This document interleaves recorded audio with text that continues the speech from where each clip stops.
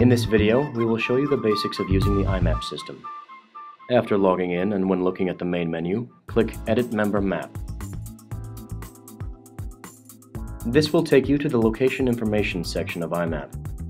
Using the drop-down menus, select the county, state, and district you would like to work with. When you have done so, click Go. You will then be presented with the 5 remaining sections of IMAP. The Districts box,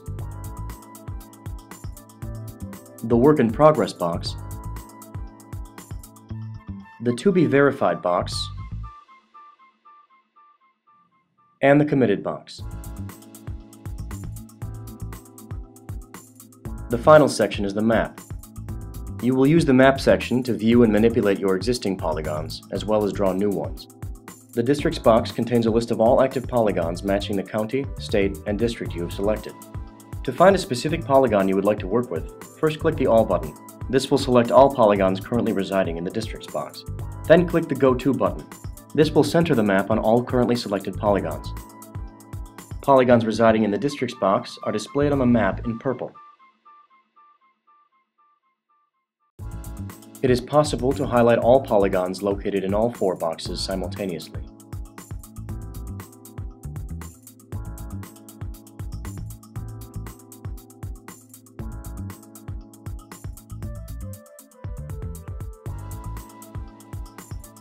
All currently selected polygons will be displayed on the map. They will be color-coded to represent which box they reside in. Again, polygons in the Districts box will be displayed in purple. Work in Progress polygons will be displayed in blue. To Be Verified polygons will be displayed in green.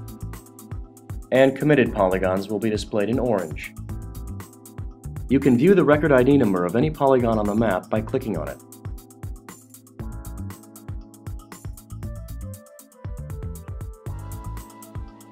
Now let's try modifying an existing polygon. First, select the polygon you would like to modify. Then click the Go To button.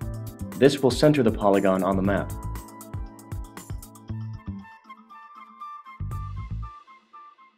When you are sure you have selected the correct polygon, return to the Districts box.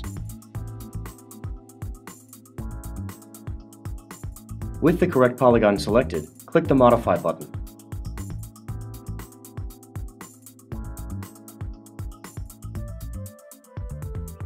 The polygon in question will now be surrounded by a yellow border. Also notice the small white boxes located along the polygon's border at the corners.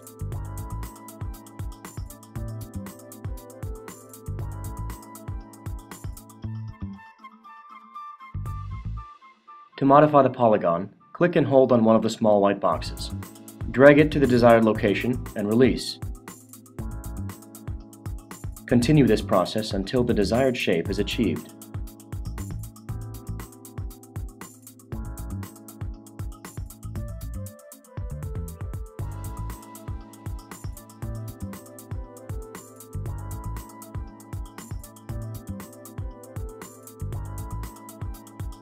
When you have finished modifying your polygon, click the Done button located in the bottom right corner of the map.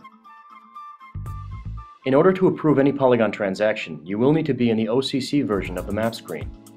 If you attempt to take an action that requires you being in the OCC view and you are not, a pop-up warning will appear and the computer will automatically switch you to the OCC view.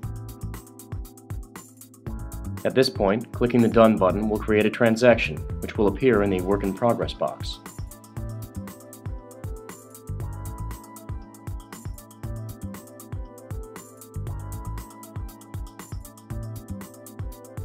The corresponding polygon can now be viewed in blue on the map.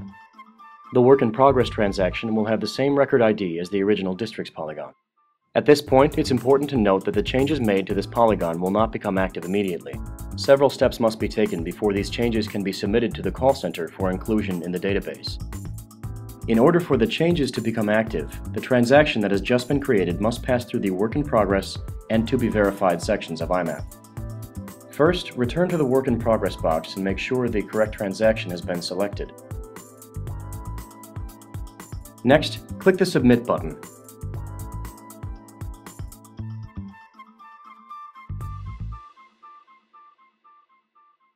The transaction will move to the To Be Verified box, located just below the Work in Progress box.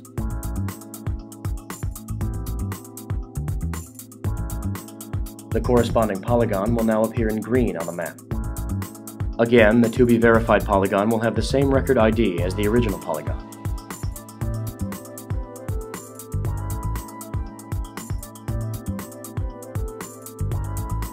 When you have the correct transaction selected in the To Be Verified box, clicking Approve will submit the transaction to the call center for processing.